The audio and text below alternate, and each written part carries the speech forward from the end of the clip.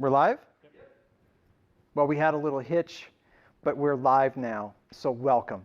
You know, our goal today is to show basic lathe operations. Because this is our very first attempt at live streaming, we asked you to roll with us as we experience the inevitable bumps that come with doing something new. We're doing this clinic in collaboration with NAPBERT, and we have John Kirkner, Bill Matthews, Ross Watkins to thank for helping us get this all together. Our hope is to learn how live streaming can help promote NAPBERT's mission of sharing best practices.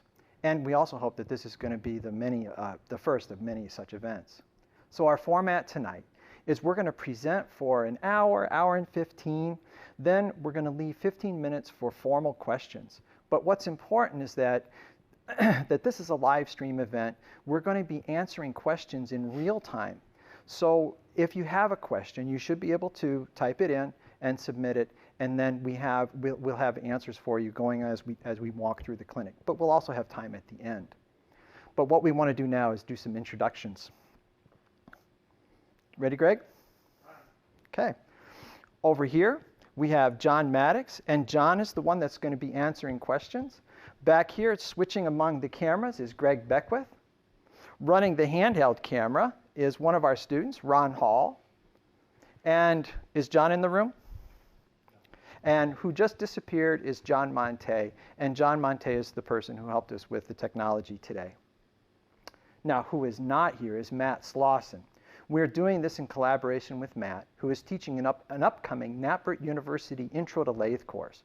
Matt is a graduate of SUNY Morrisville, worked for Eric Brand and Fidelity Music, and is currently teaching through the New York State Master Teachers Program. Matt will chime in via video, where he will show us methods for cutting off or parting.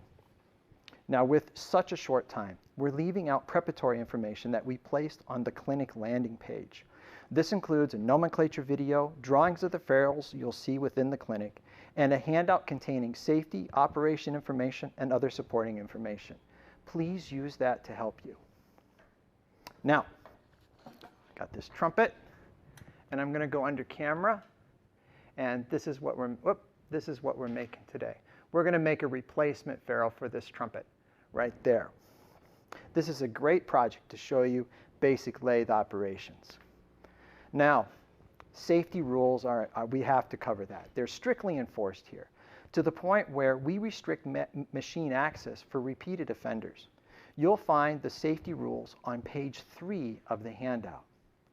Now, just to summarize, all lathe users here must wear shop aprons with tearaway straps. We cut them with scissors the first day of class, actually. Safety glasses are required, as are closed-toed shoes, and long pants. Long sleeves must be pulled up, long hair is tied into a ponytail, and rings, watches, and other jewelry are not allowed. Now, at the lathe, the chuck key is something that can fly, and our rule is that it never leaves your hand unless it's to set it down, meaning that the chuck key is never left alone in the chuck key slot. And before we turn the lathe on, you'll see repeatedly where we'll be spinning free to make certain that the chuck or the stock doesn't crash into anything before we turn the lathe on, such as the tool bit or the cross slide or the compound slide. Now, the star of the show is this Micromark 7-inch by 14-inch mini lathe. We train our students on basic lathe operations using 7 of these here at Red Wing. Now, just so you can see a bit of the shops we're in, these mini lathes are alongside 5 floor standing lathes to ensure our students have experiences on a variety of machines. The other star of the show is this simple right-handed tool bit. This is a 1/4-inch square high-speed steel bit that we grind here at the school. It's not significantly different than other right-handed tool bits ground by machinists. With this bit, we're going to face and size or turn the ferrule to our desired dimensions. Hand ground, just like the right-handed bit you just saw, is our scribing bit. It will put the scribe lines into our ferrule after we turn the outer diameter to dimension. While the scribing bit is unique and hand ground, know that your tool bit options for facing and turning are not limited to hand ground high-speed steel. You can use pre-ground high-speed steel bits or brazed carbide or carbide insert tool bits. On the internet, you'll find a lot of information on available tool posts, the accessory that holds the tool bit. Most new lathes are sold with the turret type post, but for our lathes, we prefer aftermarket quick change tool post, which gives us greater flexibility when cutting with cutting tool choices and sizes, pardon me. In addition, we've laid out all the other supporting tooling, measuring instruments and supplies we'll use for this project. These include simple things like an eye loop, ruler, telescoping gauges, and other support items. So, we're almost getting ready to cut some chips here. So just to reiterate, we're making this critter right there, that ferrule. We're actually showing the making of two ferrules today. One with a single inner dimension like that shown. Then, once we complete this ferrule, how to make a ferrule with two different inner dimensions. The PDF of these drawings is on the clinic landing page. And by the way, Ron, who's managing the handheld camera, did those drawings for us. Now let's go back to that single bore ferrule. You'll see that our desired OD is 565 thousandths with a desired inner dimension ID of 500 thousandths or a ½ inch. The length is 480 thousandths, and there are scribe lines or indents 70 thousandths from each end of the ferrule and 10 thousandths deep into the brass. Now, let's take a look at the tool bit setup here. Now, if you bear with me, I'm going to put this down like that, and then I'm going to zoom in like this. Hang on. There we go. Awesome, awesome. All right. What we want you to see is that our right-handed tool bit is in the tool holder, which is attached to the tool post, which is attached to the compound rest, which is attached to the compound slide, which is attached to the cross slide, which is part of the carriage. Okay?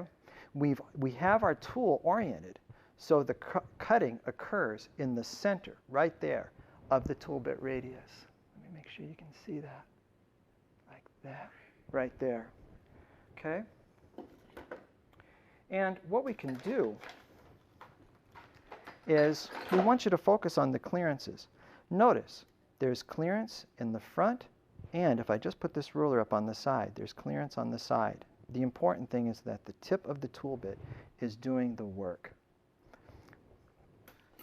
So we are making this ferrule out of a chunk of 5/8 inch brass alloy, 360.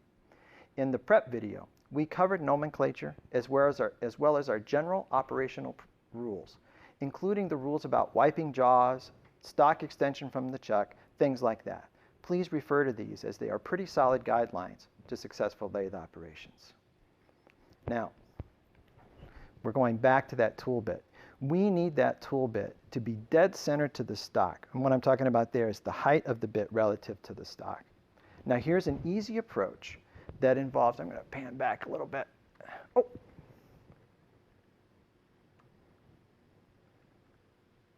Here's an easy approach that involves a simple bar of 1/8 inch thick aluminum, 1 inch wide, and we cut them to about 4 or 5 inches length. The important thing is that the bar is dead straight, because here's what we're going to do.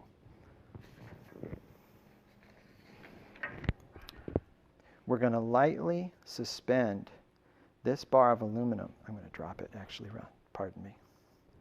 We're going to lightly suspend this bar of aluminum between the tool bit and the stock that we're turning. The stock has been chucked already. And what we're looking for, if the tool bit is at the right height, this bar of aluminum will stand straight up and down. And notice here, right now it's a little bit low, right, Ron? Correct. Correct. Now let's see what happens. Can you come back? I'm just going to use the cinch nut or the adjusting nut here on the top of the tool holder, lock down the post, and now notice, whoops, I made it right. Let's make it worse. There we go. And now notice it's leaning slightly forward. Is it, or do I need to do more? Good to go? Okay. So what we're trying to do is just ensure that the tool bit is too high. We actually want the bit to start at center or slightly below. And I'm going to argue that we're going to drop this down, because what this is going to do, we're not going to use this bar to make sure it's dead centered. We're going to do something else in just a second here. We're almost ready to make a facing pass, but need to know how fast the chuck should spin. Now, we do our best to simplify things here by providing foundational formulas to serve as general starting points for drilling and turning. On page 4 of the handout, available on the clinic landing page, are the general formulas we provide our students for determining things like chuck speed for facing and turning. In that handout, you'll see that we recommend this formula for soft plastics, brass, and grenadilla. That formula is 400 divided by the diameter of the part you are cutting, in this instance 5/8 brass rod. The result is 640 RPM for the chuck speed. We'll adapt that speed up or down depending on circumstances, but this gives you a reliable starting point without having to guess. Now, I'm putting on my safety glasses. Get rid of this card. I'm going to move the tool bit into the face of the part. And just by eye, I'm about 1/8 inch in front of center line. Okay, I'm going to spin free.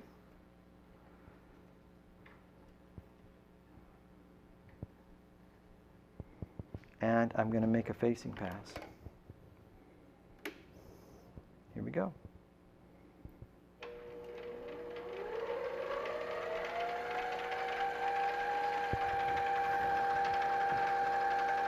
I'm going to come in about the thickness of a piece of paper. And notice I've made a plunge. Now I'm going to head with the cross slide toward the center of the piece. And then I'm going to bring the tool bit out to the edge. Now as you're seeing this cut, notice the pacing.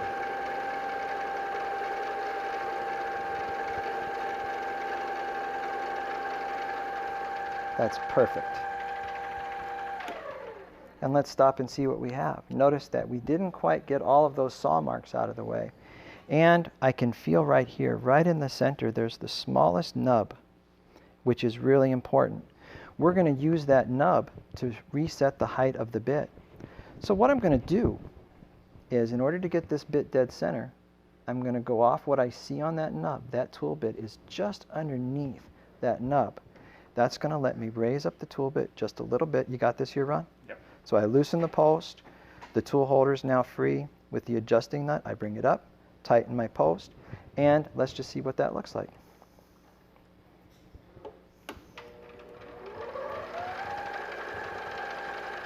About the thickness of a piece of paper, which is 3/1000ths of an inch.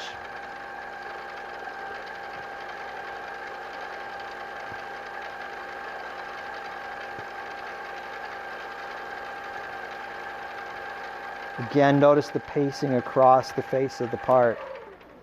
And my face is looking pretty good, but I've got that pesky little nub. Let's get that thing. We don't want that nub because with that nub there, it's going to drive my drill bits off center when I drill this thing. So by eye, I'm just making my adjustment. Let's try that. I bet that might work. Spin free, lathe on.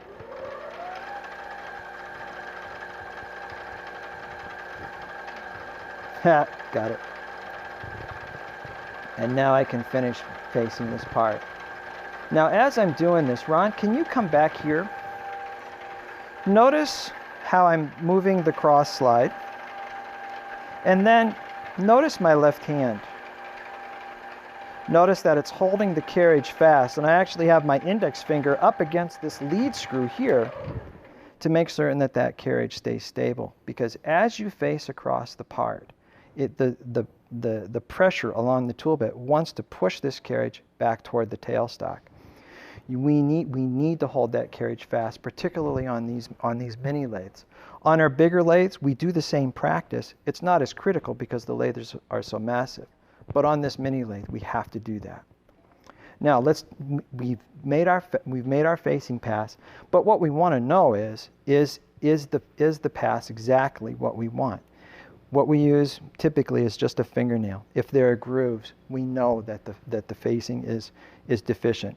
That deficiency might be because I moved the tool bit too fast. The tool bit might be the wrong height. It is not. Or the tool bit actually might be flawed. Okay? Could also be that our speeds are not right, but we have that within our range. This is a beautiful face. It's a nice mirror. So now we should be good to go.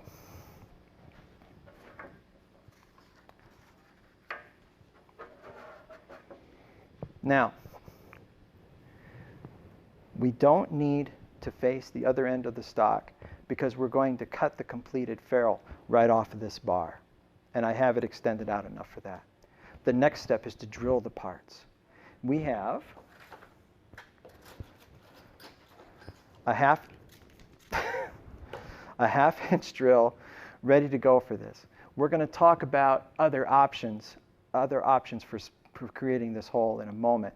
But for now, we're going to use this half-inch drill. Now, all drills need a pilot.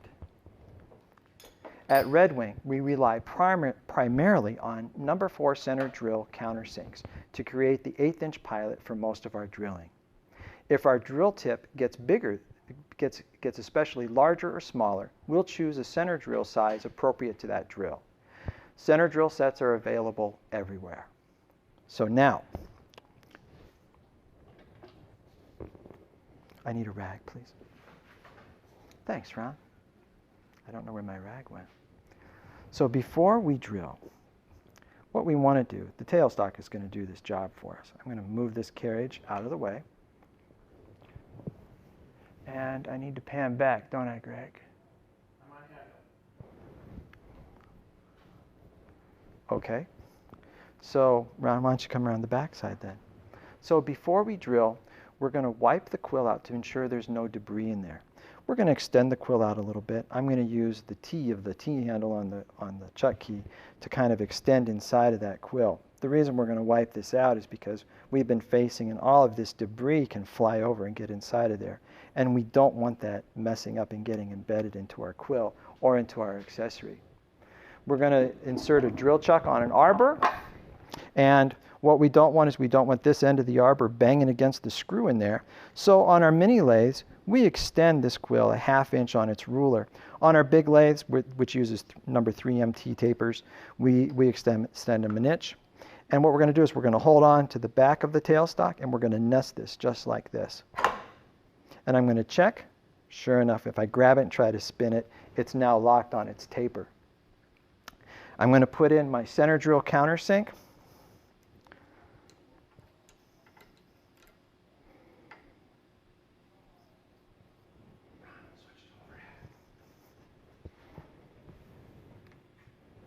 And then what we want to do now is advance the tailstock so it's closer to the part. Here's what you need to know about doing this, and it's from experience.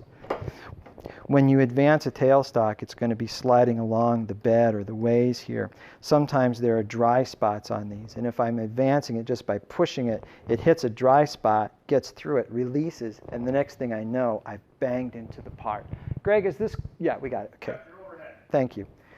So what you want to do, instead of doing that, is this is our practice here. You pat the tailstock forward just like that, and that avoids any damage that might incur. And for me, it was a bassoon long joint tenon that I was replacing that I split wide open. So my center drill countersink is in my drill chuck. I've got my tailstock locked, and I'm getting ready to drill. One thing I'm going to do, though, is the quill lock. Remember, that was on the nomenclature video. We're just going to put a little drag right there. Now, we know that our formula for facing and turning was 400 divided by the diameter of the part. But for drilling, it's a little bit different. For drilling, if you start with this formula, 150 divided by the diameter of the drill, typically you're going to be in pretty good shape. On this number 4 center drill, the cylindrical part of the center drill is an 1/8 of an inch, which puts our spinning speed here at the chuck at 1200 RPM. So now I've got everything set up. Let's do our drill.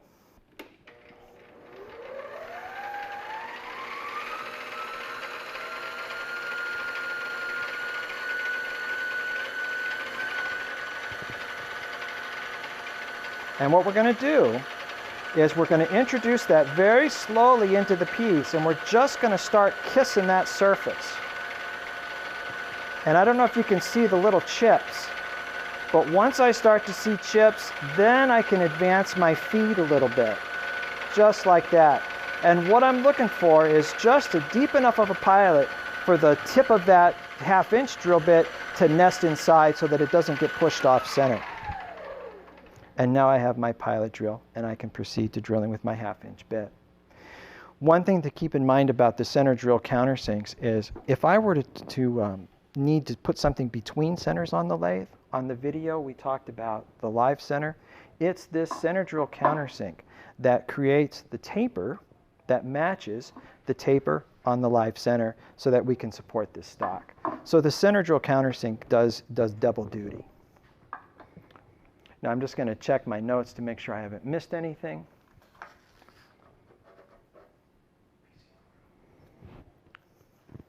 Hang on.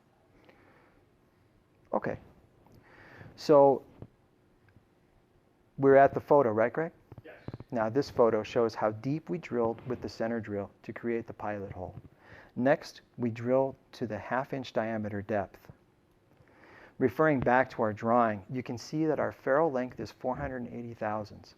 We're going to drill a hole slightly deeper than that so that we can cut off the ferrule as a complete piece.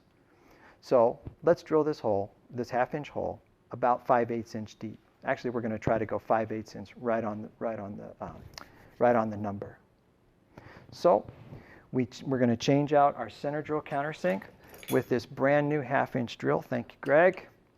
And we're going to reintroduce our tail stock. Oops, let's give a little bit of room here. We're going to reintroduce, we're going to get the drill bit up into the piece. I'm going to reset this. There we go. And now let's pat that forward.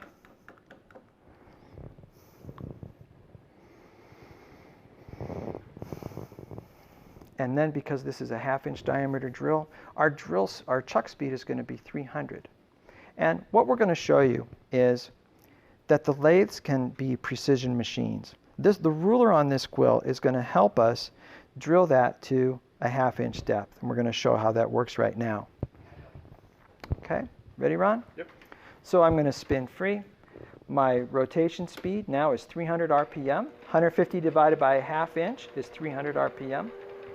And what we're going to show is drilling in just on the taper of the drill until we see it hit the body diameter, the 1/2 inch diameter portion of the drill.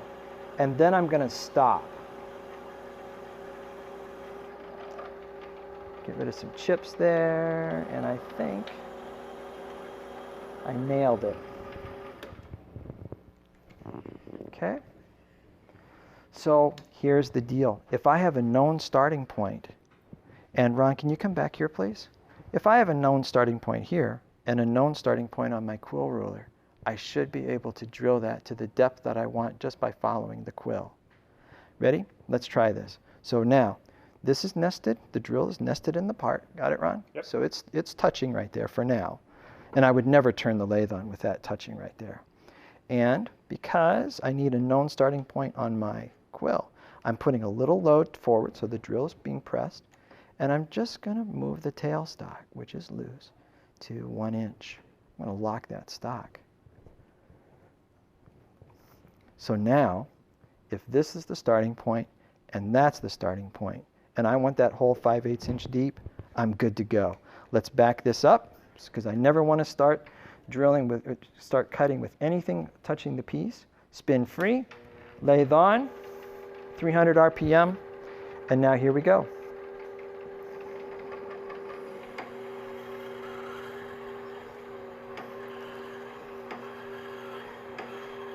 Now notice that we're dry cutting. This bar of brass is leaded brass, and so it cuts really nicely. Typically we don't cut with oil. If we were mass producing, we would do it, but we're not doing that here. Now Ron, are you on the quill at all? Can you get down to the quill? Notice that I'm approaching a 1/2 inch on the quill ruler. And then Ron, could you show them my hands? When you drill, I typically do it like this because you're going to feel the drill bit actually kind of find a feed rate of its own where the load, you're exerting load on it, but then all of a sudden you can feel the drill almost kind of become neutral and pull itself into the stock. So I'm at a 1/2 inch right now, and now I need 5/8, right? So let's keep going. There's a 1/16, and then here comes my remaining 1/8. Just like that. Okay? Ron, why don't you show right here?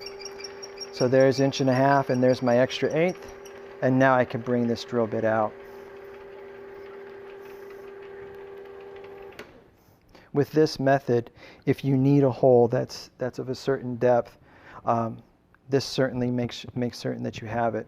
When we use taps on lathes, we ensure that our students use the quill rulers to ensure that they're drilling holes always deeper than the tap. Now, if you don't want to do this, which is fine, you can do something very simple. All you need is a marker. You can mark on a drill where that depth is going to be. So just take your ruler, 5/8, take a mark. You can do that as well. But the reason we did it this way was just so that you can see that the quill can take care of that for you on its ruler. So we made a hole with a 1/2 inch drill bit, and drill bits work okay for making holes. But there's no guarantee that the resulting hole is precisely 500 thousandths. 2, the interior finish may be rougher than some applications require. Since this is a ferrule, excuse me, it's likely the drill bit gave us a hole that is close enough to 500 thousandths or a 1/2 inch to work. But if we wanted that hole to be dead on 500 thousandths or 501 or whatever precise dimension, we could do a couple of things. One, we could have reamed the hole with a chucking reamer.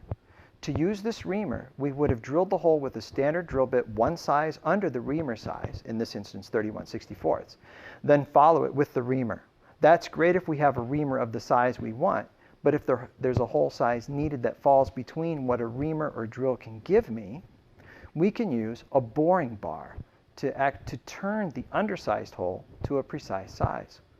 The best way to think of a boring bar is that it's a tool bit that instead of cutting the exterior to a precise dimension, it cuts the interior to a precise dimension.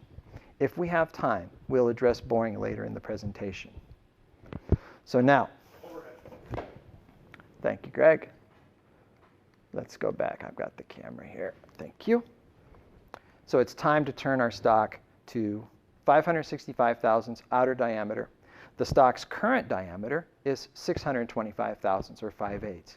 We need to turn or cut down the outer diameter by 60 thousandths to get to our desired 565 thousandths OD. Now we're going to use the same setup for facing as for turning. Nothing has changed here. The tool bit is in the same position. To advance the tool bit into the part for turning, we're going to use the cross slide. Now, Greg, we should be on handheld. Okay, Ron, come on back. I'm just going to get this out of the way. How are we doing? Okay. What? Really? So John is saying people want to see boring bars. Oh, actual boring bars or boring bars in use? We're going to get there, okay? So we're going to finish the ferrule with the drill bit first, and then once we cut off this ferrule, we're going to set up and show you a boring operation. But let's talk about the cross slide first. I'm moving the cross slide right now. And here's what's cool. The cross slide has a micrometer scale on it. And what I want to show you is that I just advanced the cross slide 5 thousandths of an inch. The micrometer scale on this lets you know exactly how much that slide is moving or how much material you're removing depending on the lathe setup. Here's what's also cool about the cross slide. Or the micrometer scale, is that notice I'm holding the cross slide hand wheel, pardon me, and this thing is floating, so that just like setting the starting point of a drill, if I know the starting point of the tool bit, I can set this to a known starting point here, 0, and now I know exactly how much material I'm taking off. What I want to show you here before we get too deep into that is this. I'm going to set up a boring bar. Let's hope this works.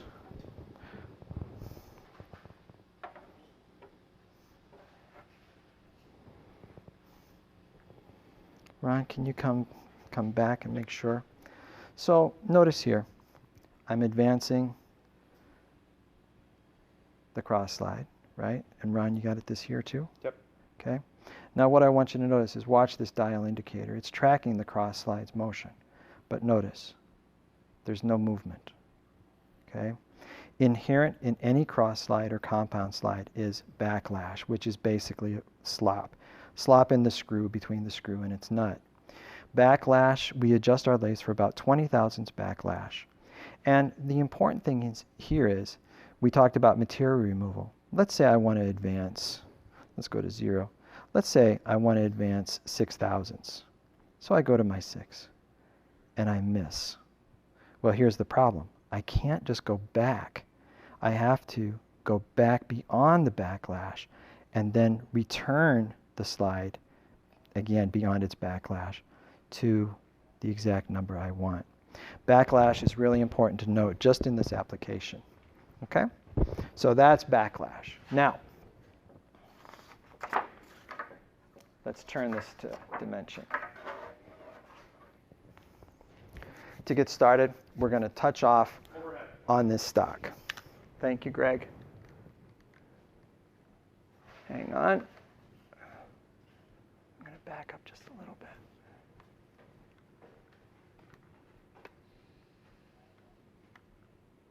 There we go. So I'm going to spin free. My turning speed, let me get rid of this. My turning speed is, or my chuck speed is 640 RPM.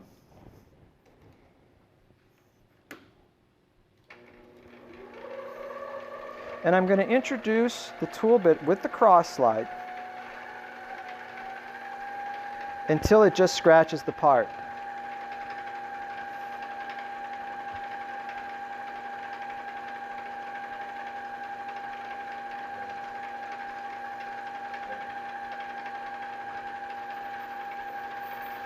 Thank you. And notice here, I don't know if you can see. Yeah, you should be able to see. Notice that the part is not round. Okay. Once I touch off, I can come here to the micrometer scale on the cross slide. There we go. And adjust this to a known starting point. In this instance, I want it to be 0. So now when I move this, advance this cross slide, I know how much material I'm going to be taking off. Now, because this piece is not round, I want to get it true. Okay, most bar stock that we purchase is not round. So our first pass is going to be 10 thousandths just to clean it up. And what I want to do too is I don't want to use any more of this bar than I need. I'm just going to say, let's make this thing 5/8 inch. I'm just going to put a little mark right there. And let's make a pass. Here we go.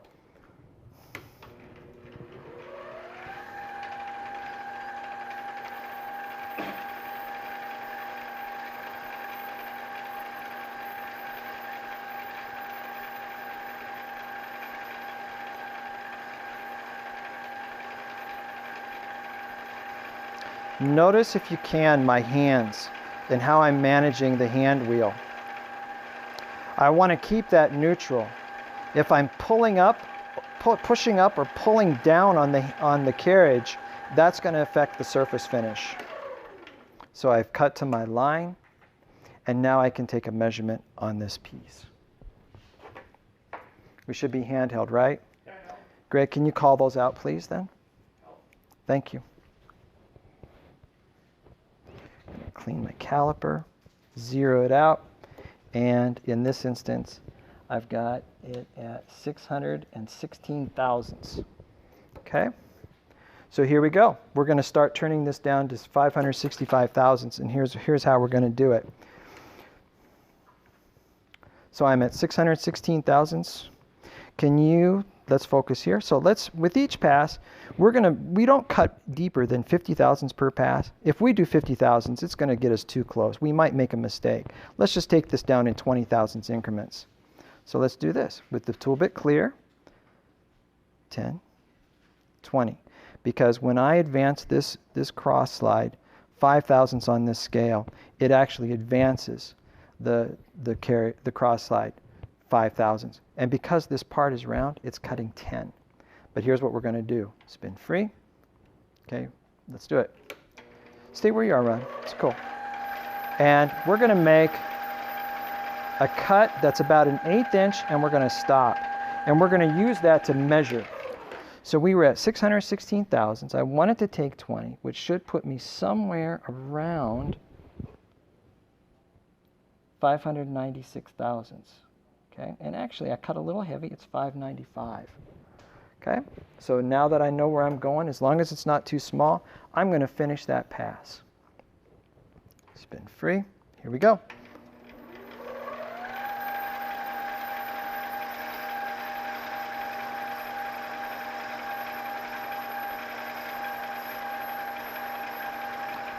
And again, notice my hands. Notice the pacing. On the next pass, I'm going to cut too fast so you can hear what it sounds like.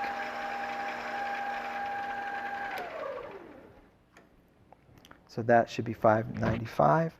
So now, let's take another 20, 95, 85, 75, right? Done. Done.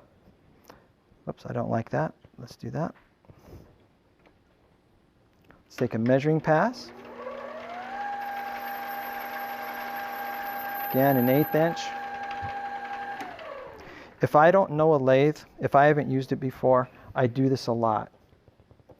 And we have our students do this because we really need them to get used to measuring things. Perfect. We're at 575. 574 and a half if you saw that. And now I can finish that pass because I'm still bigger and I'm where I want to be. Now we talked about pacing. Listen to what happens if I go too fast. Hear that? It's like galling the surface. I don't want to do that because it just wears my bit out and it creates a surface that's so rough that it becomes impossible to measure. So I'm 10 thousandths high, right? I'm at 575. I want to go 565. Typically what I'll do is instead of going my full 10, 2, 4, 6, 8, and a pinch. Take my measuring cut.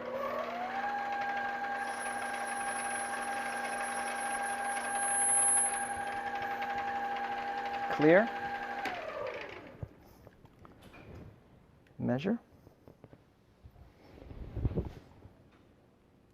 Oh, it's 566. I love it. We're right on it.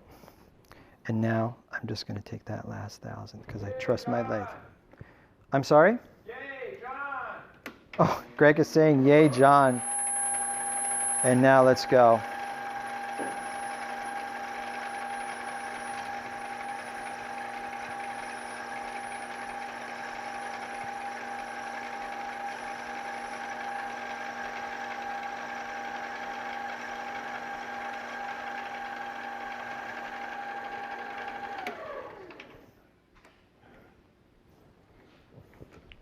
Double check. 565. We did it. Awesome. Woo-hoo! All right. So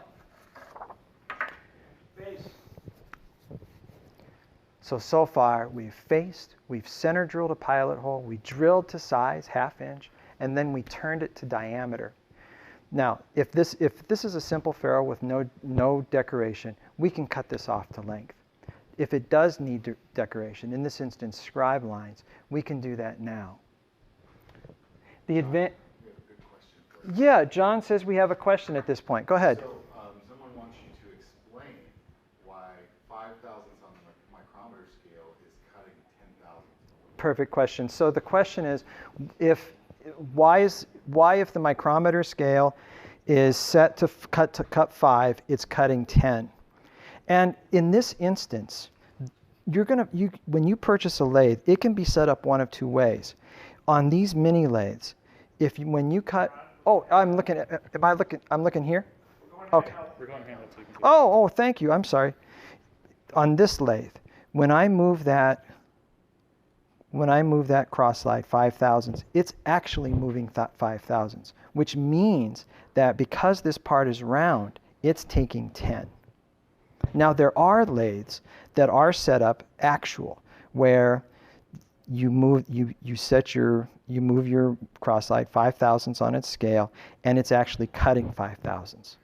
Typically lathes like Rockwell's or LeBlanc's, and there are others that you can get that are direct reading. Okay, so that explains this. On these mini lathes, they're set up to where the cross slide advances 5, it cuts 10. Hopefully that addresses that question. Okay, so now we're going to go back to putting that scribe in, and thank you to whoever asked that question. The advantage of high-speed steel tool blanks is that they can be ground into any shape we want. The photo shows blanks and the bits that we're using today. Now, for putting in the scribe lines, we shaped a dedicated scribing bit on a standard grinder to do just that. Since we made this scribing bit out of the same 1/4-inch square blank that we made our right-handed bit out of, we do not need to reset the height before cutting with it. Okay, ready, Ron? Yep. So what I'm going to do is I'm going to come around the backside, please. So what I'm going to do is change out the tool bit, and I'm going to orient my scribe bit to where I want it to be. Whoops, come on out of there.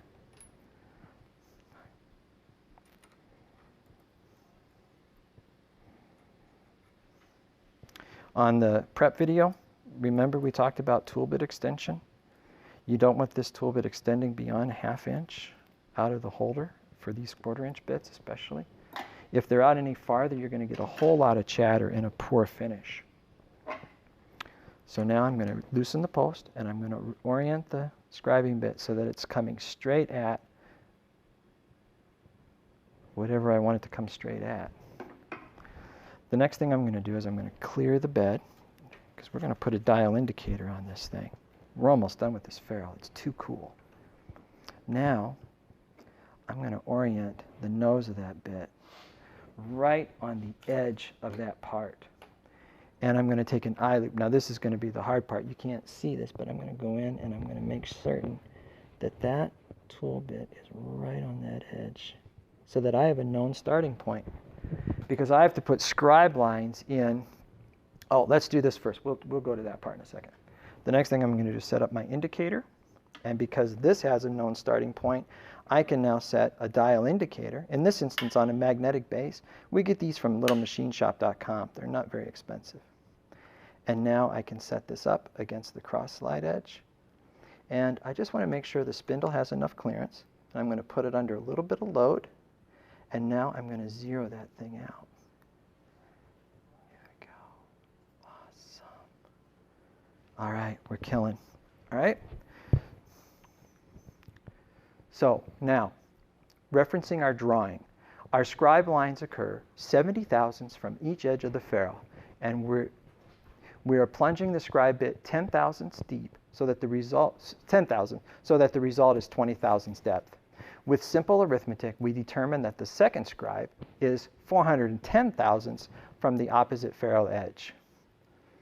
Okay, Ron, we're on handheld. So now, I'm going to clear the bit back.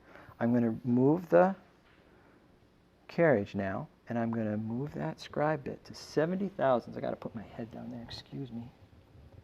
To 70/1000ths position. Ready? So now here's where it is. Now I'm going to turn the lathe on. Now this diameter has shrunk to closer to a 1/2 inch, so my speed can advance because our speed is judged by what we're cutting. So I'm going to bump my speed up a little bit, and then I'm going to touch off, just like I did when we were turning, because I want a specific depth.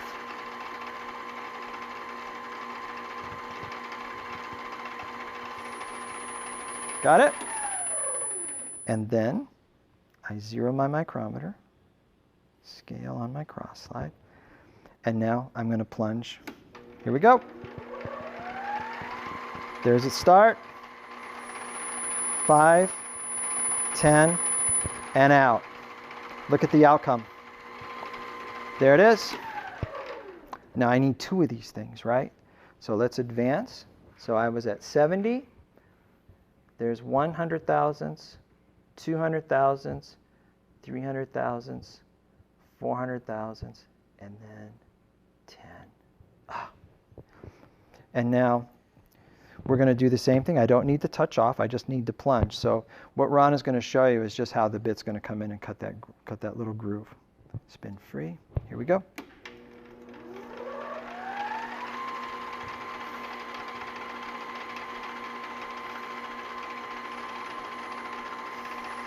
Five, 10, and out. And that's how you can put in a scribe line. Okay? So our ferrule is almost done. Before we cut it off, we may as well polish it while it's on the lathe. It saves time in the long run, so we may as well do this now. Okay? Now I need just to adjust the camera here. Hang on. So we're going to polish this thing. Now the finish that you get coming off the cutter should be really good. And you may not have to sand it. In this instance, we're just going to do it, just hit this with a little bit of 600 grit. And my speed is 800 RPM, which is kind of where I left off. And I fold my sandpaper like this. Make sure I can see that.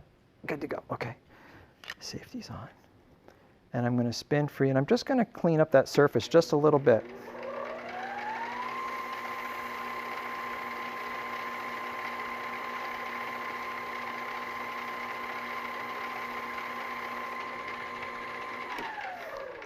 Now, a safety item, when you're using anything on a lathe that's spinning, you always want to make certain that you keep it open. And what I mean by open is what you see. Do you see that? Yeah, let me back up. Okay, if you're doing an operation like this, you never want to do this. You never want that sandpaper to fold into itself, because here's the thing: the lathe will pull you in and cause you harm before you can get away. Okay, so just keep that in mind as a safety item.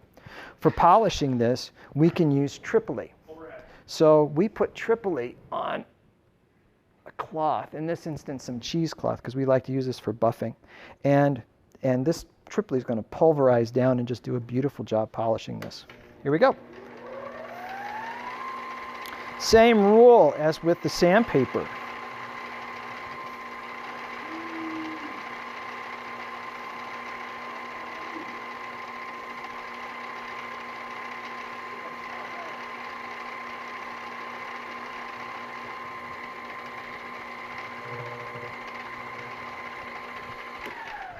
And you can see how that's looking pretty good. Ah, this is going good. I like this. All right. So we're ready to cut off the part. Now, we're so lucky to be active in NAPBERT. By participating in NAPBERT through clinics, the articles that are in the Technicom, and the relationships that we build, it really does make our program stronger, and we're really lucky. Now, we introduced Matt earlier in the video, but Matt's about to run a lathe course down at the Technical Training Center in Normal. We've learned from viewing Matt's YouTube videos some really cool things, especially like how to put a dome, or how to make a cylindrical head on a sax post. Now, we couldn't bring Matt in live, but he was kind enough to provide a video for us on cutting off. And in this instance, he's going to cut off, I believe, a sax neck tenon. But after the video, if there's time, we're going to just kind of get a sense of where we are. People that asked about boring, we're going to set up and show you a little boring operation. So Greg, why don't you go ahead and switch to Matt, and he's going to show you how to cut a piece off. I'm in my shop in Auburn, New York. I guess John just Clear? went over a little tutorial on how to create a barrel for like a trumpet slide, trombone slide. And he asked me if I could do a video on how I part things up.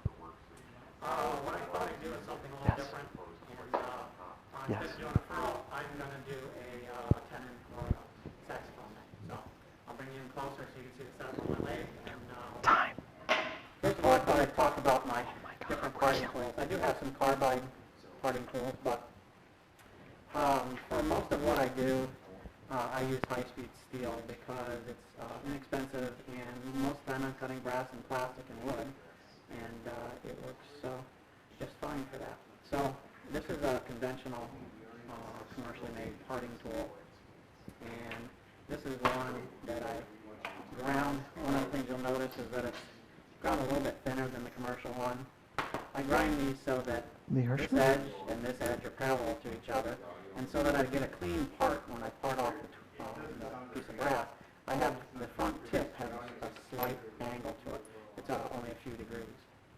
So that way, when I cut in, it will part off, hopefully part off the tenon here before it leaves the burr on. And then usually, if it doesn't, the burr comes off very easily.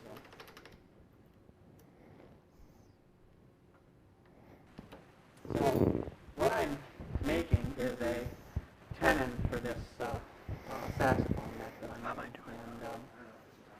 And I've turned it. It's much like what you've already been taught or just taught. There's a recess for the tube. I faced the piece of brass. I center drilled it. I drilled it. Then I bored it. And so it's really just like making a ferrule, even though it's a tenon. One of the things you need to really keep in mind when you're making parts is what I call order operations. Some machinists call it sequence. And when I first got started, I probably would have done this part of it first. But if I had done the tenon, this diameter on the tenon first, I would have had to flip it around and figure out a way to hold it. So I'm doing it this way. So what I'm going to do is glue this up and mark it. So here's...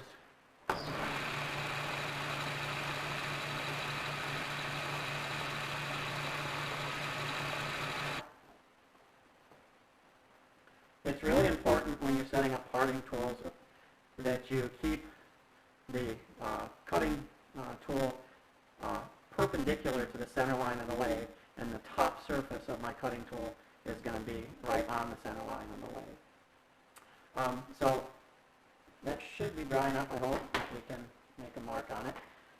I know that the distance from the end of the tenon to where it gets parted off is almost an inch. I think it's 1.03. So I'm going to use my digital calipers, and I'm going to set that to my length. And there it is. And I'm going to turn it on and scribe it.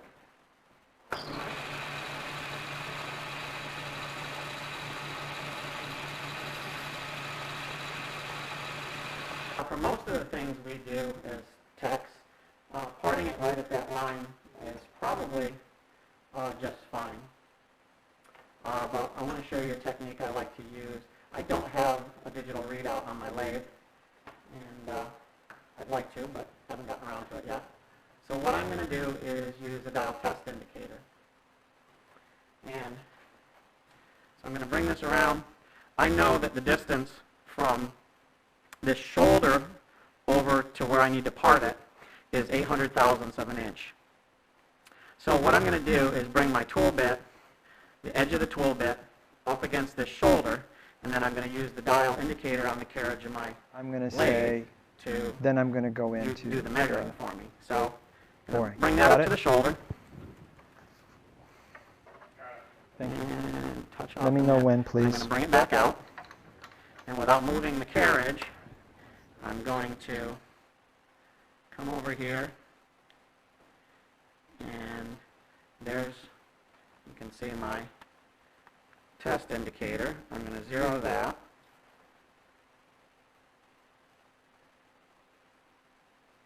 And this indicator is just on a mag base. Okay, so I'm going to zero that. I'm going to part it. Again, the tool bit is parallel to the face of the chuck, and it's perpendicular to the center line. And I'm going to go 1, 8. So I got it at 800 thousandths. And now if you look at the scribe lines on my lathe, so To catch this so it doesn't go flying all over the place, I'm going to use the end of this drill bit. And you'll notice that it is very close to the stride line.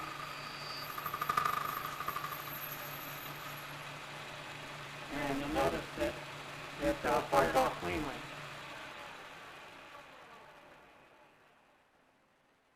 So,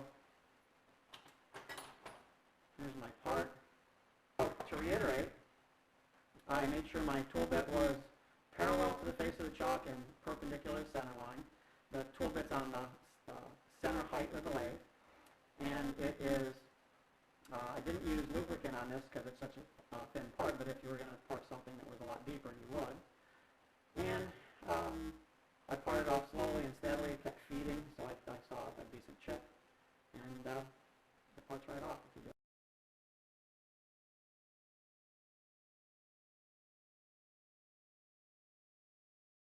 Hope you enjoyed this, and good luck with your machine.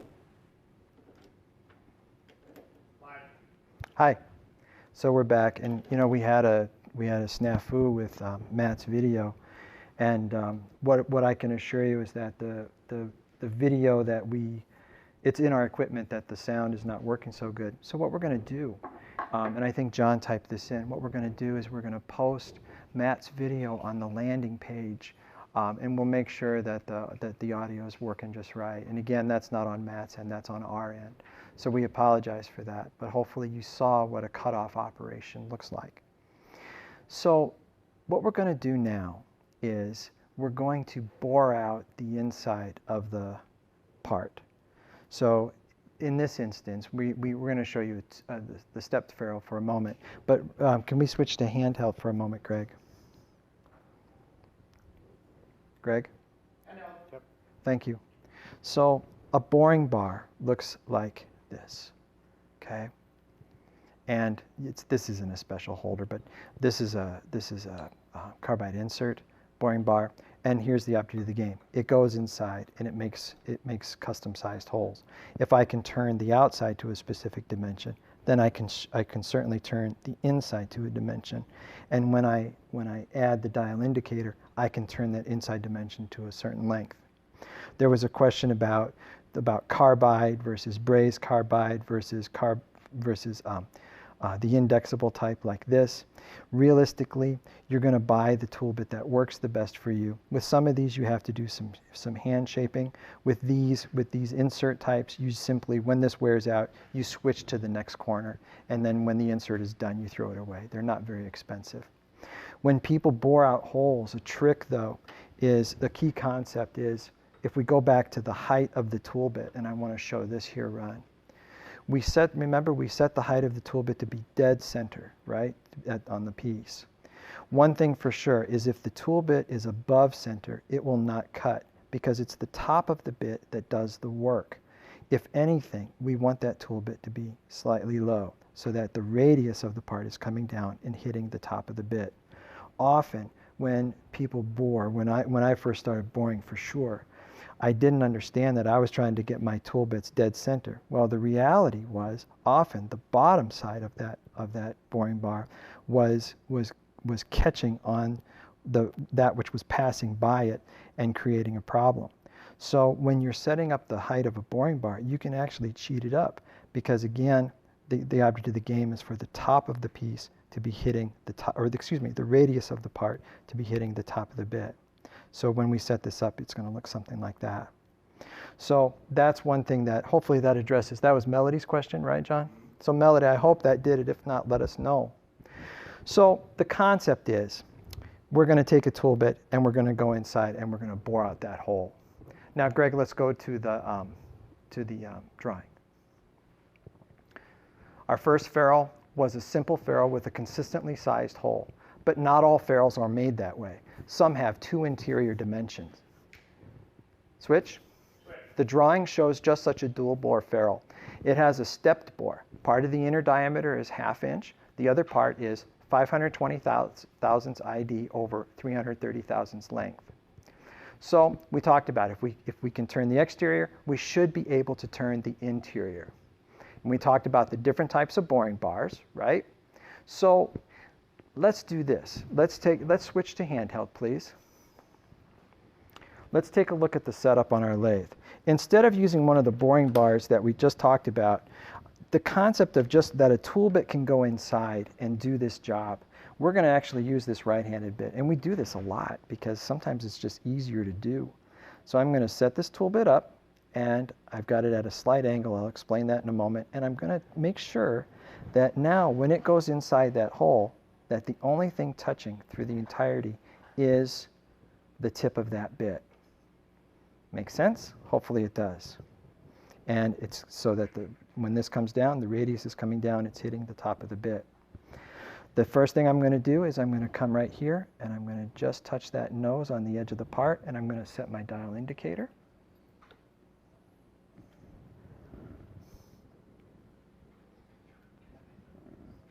I can't see, I'm sorry, Ron. There we go. And just like, remember, we touched off on the outside to turn to the exterior dimension, we're going to touch off on the inside. Here we go, spin free.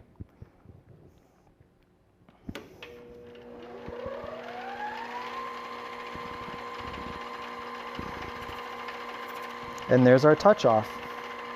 And Ron, come down here to the micrometer scale. And now I can zero that off. So now I have two knowns, okay? And so what I'm going to do is, just like we did before, we're going to make a cleanup pass so that we get a true hole. Our inside hole right now is 500 thousandths of an inch, and we're going to go to 520. So let's just do this. Let's do, I don't know, let's do 8. Okay? I'm going to spin free. And notice that I'm drawing the tool bit. The orientation of this tool bit is so that I'm drawing it toward me. Spin free. Here we go.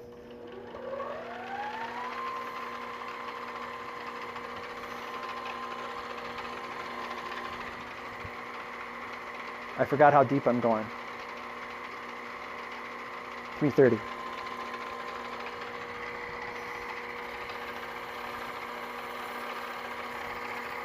There's 1.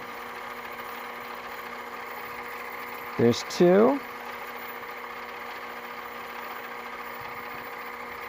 There's 3. And now I just need to get to my 30. And there it is. And now I can come back out.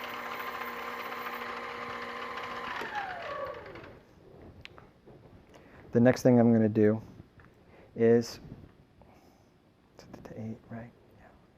I'm just going to take my head down and clear out that hole. So make sure when you do this, if you're going to blow out a hole, you close your eyes, safety glasses or not. There we go.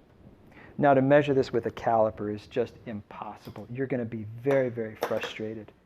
And what we're going to use instead, Ron, you got it? Yep. This is a telescoping gauge. You can buy telescoping gauge sets anywhere. They're not very expensive. And the cool part is what this is. It's going to go inside, and we're going to hold it square into that hole. When the end nut tightens up, it holds these little pistons at the diameter that you're trying to measure. And either with a micrometer or a caliper. And I should explain, we focus primarily on calipers here. But at most of the time when I'm using my lathe, I have my micrometers out. And what I know now is that that's 508 thousandths. So that's the advantage of a telescoping gauge. One caution when you use a telescoping gauge is to not, when you use your caliper, not to press so hard that you actually change the little pistons on there. So I'm at 508 and I need to get to 520. So let's bring our tool bit back in. And again, we're using this right-handed bit just because it's a demo. We could use any boring bar. And you could do a whole unit on boring bars. I've used hex wrenches as boring bars. I've used mills as boring bars. Anything that's going to get me in the hole, inside that hole, to size it right. So I'm at 8, 10, 12, 14. I feel like 16. Let's do that. Spin free.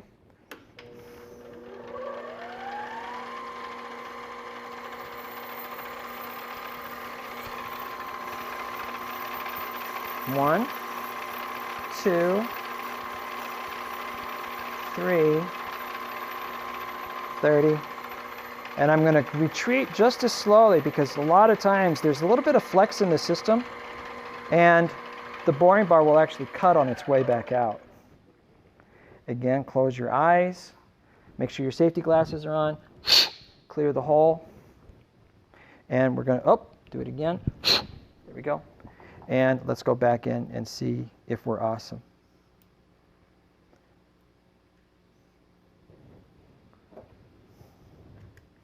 And so far, 516. Boy, it's nice to have good lathes. So I'm feeling good. Let's go. Oh, boogers. I just bumped my slide. Hang on. John, there was a question about speeds, right? Yeah. Okay. So we just asked again, is your boring speed the same as your turning and facing? Yes, the question is our boring speed the same as turning and facing?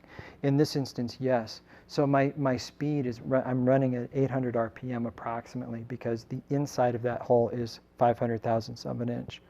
So 400 divided by a half inch is 800 RPM. So when I bore, I use those speeds as a starting point. Notice that these are not, when we use these formulas, they're not cast in stone. These are just to give you a good gauge from which to begin. So let's finish this thing.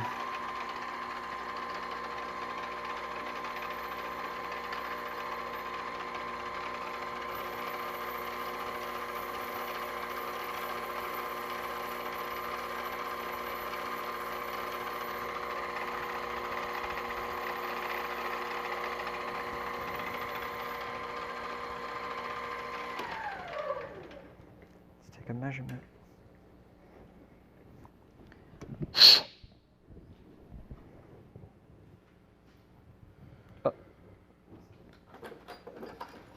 And we're almost done here. This has been good.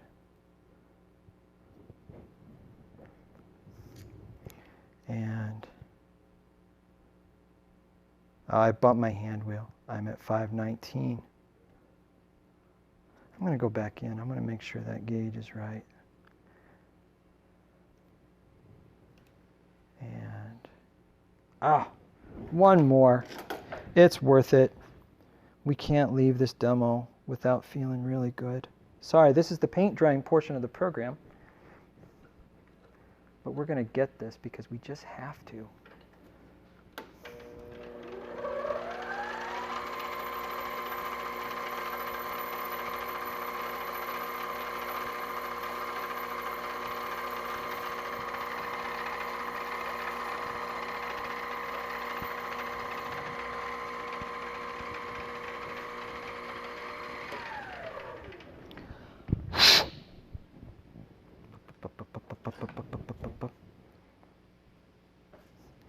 I set down my telescoping gauge. Sorry about that.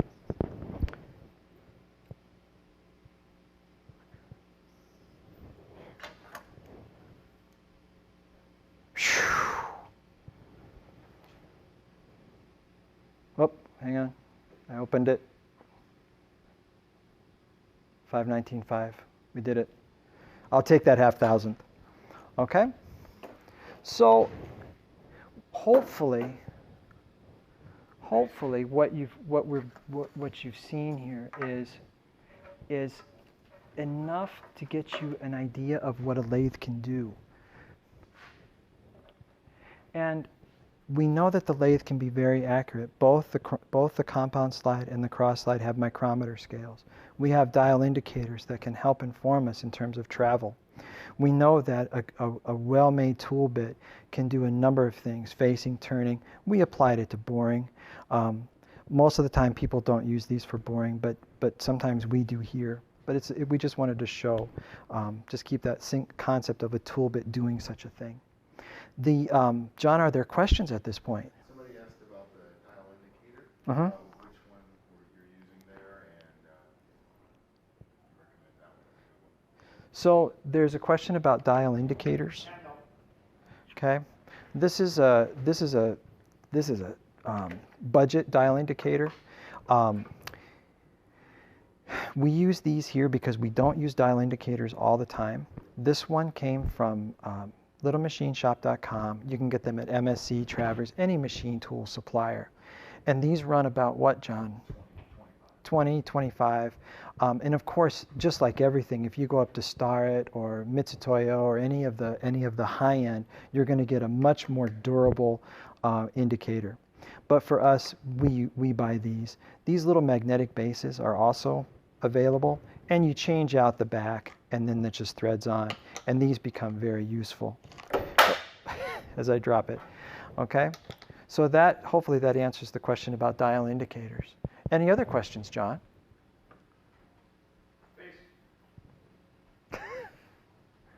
No? All right. Well, our goal today was to show you how you can use a metal lathe to shape something to accurate dimensions inside and out. These functions cross over to making things like the sax neck tenon in Matt's video, and a gabillion other things. Sometimes what you do is you get a lathe, you don't necessarily know what you're going to make with it, and then you're doing something, you're repairing something, and the next thing you know, wait a minute, I have a lathe. It's a tool that can help me, both in terms of spinning things or supporting what you're doing or making things from scratch. Ask questions. We referenced the landing page for this clinic a bunch already, but you can also find more information at there's a resources tab on our website. It's www.redwingmusic.org, and there's videos of tool bit grinding, like the tool bits that we use here today, and some of the lathe and handmade projects that we think are kind of fun. Also, there are links to lathe-focused sites. There's a big long tree of links there. You know, the other thing, too, is that the internet has a wealth of information on all aspects of lathe operation. And I just typed in an internet search about sax posts, and that's where I found Matt. And with that in mind, don't forget to contact the people who know their stuff within NAPBERT. And of course, Matt is one of them. Brian Russell is a favorite of ours, and there's a million more out there. Okay? So now we're going to post this video as soon as possible at the landing page. And like we said, we're going to post Matt's video no later than tomorrow. And what we hope is that it informed you. So this is our first try at doing this. And it had a few bumps. But let us know how we can make it better. And also ask any more questions about lathe operation. And we'll get back to you as soon as we can. But you can email us at bandinstrumentrepair2@southeastmn.edu. So now, thanks to Matt, thanks to Bill, Ross, John Kirkner, John Monte especially for helping us put all this together. Ron Hall, our student, for managing the handheld camera, and the rest of our awesome students. And we also want to thank you for participating. So now on behalf of John Maddox and Greg Beckwith, thank you so much, and good night.